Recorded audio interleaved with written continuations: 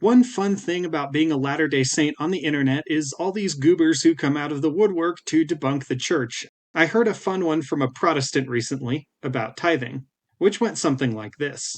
Because you need to pay an honest tithe to get a temple recommend, and because going to the temple is how you get saved, the temple and tithing are not the same thing as faith in Jesus Christ, and faith in Jesus Christ is all you need to be saved. So therefore, the Latter-day Saint Church is a scam and preaches a false gospel.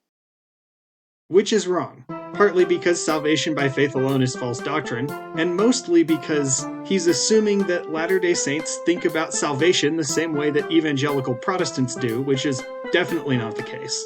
But I'm not going to waste any more time talking about why this is wrong. Instead, I want to talk about why it's stupid, short-sighted, and self-defeating, to the point that I like paying tithing so much that I would keep paying it even if I knew the church was a scam, there was no afterlife, and nothing we did in the temple mattered. There's just lights out. Even in the worst-case scenario, I would still pay my tithing. It's just that good. And it's kind of sad to see that a lot of my fellow Latter-day Saints don't understand tithing either. They treat it as some sort of challenge or burden, which somehow is an even stupider take. So let me explain why, even if there is no God, I would still be happy to pay my tithing. Starting with a kind of Captain Obvious type question, what am I buying when I spend my money paying tithing? After I made the difficult decision to join the church, my life has gotten immeasurably better. I got married to a wonderful woman, we have just barely started our family, and we live in a cute small town in Utah that's safe and affordable and a good place to raise our family. And if the church is smart, which it is, they've realized that the better I do and the better my family does, the more of my monopoly money they get their hands on. And the more grandchildren we have, the more future tithe payers there are. All of that's to say, I have bought the personal loyalty to my family of one of the world's most powerful religious institutions by tying its financial future to the prosperity of my great-great-grandchildren. So what I'm buying when I pay my tithing is an eternal family, even if there's no such thing as eternity, which in my opinion is not a bad deal for a couple $100 a month. But it does raise another question. Once I hand my money to President Oaks, what is he buying?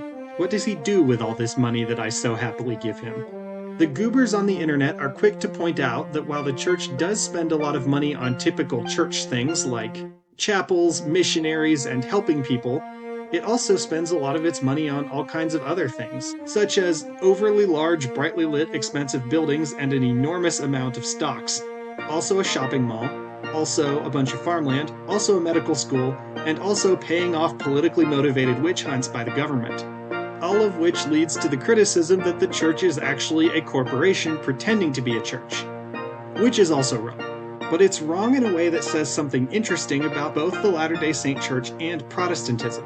Once you start asking the question, what is a church exactly? Protestants might answer this question by saying that a church is a community of believers, which is wrong. And Latter-day Saints might answer this question by saying that it is a religion. Their religion is the Church of Jesus Christ of Latter-day Saints. And that's also wrong, because the restored gospel of Jesus Christ, or quote-unquote Mormonism, is a religion. And the Latter-day Saints, or Mormons, are a people, an ethnic group united by that shared religion, a people whom God has called to perform important work in the last days. The Church of Jesus Christ of Latter-day Saints is, if you'll forgive the AI slop, our institutional avatar, an institution responsible for representing the Latter-day Saint people on the global stage, coordinating our wealth and our attention so that we can do big things, so that we can solve problems that we couldn't individually.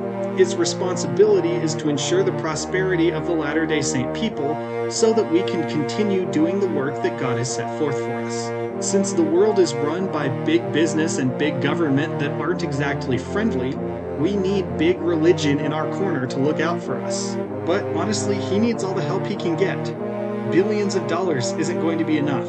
We need $1 trillion. We need more. And all of that is to say that it's not a corporation pretending to be a church. It's a church pretending to be a corporation, because corporations and governments are what's powerful.